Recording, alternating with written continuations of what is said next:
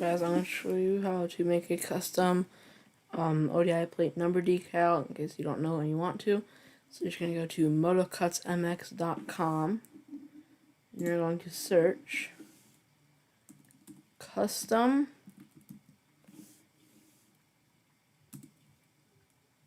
ODI number plate decal, and it's this one right here.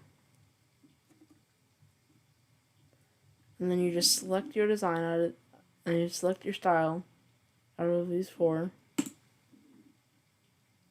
And then you can add some logos that they have already, or you can upload your own logos, except for energy drink logos. You can add your own text. You can edit it. You can, there's different variations of it.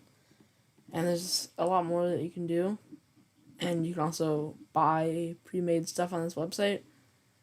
So I just thought that I'd make this video in case you wanted to make a custom ODI plate number decal and you didn't know how.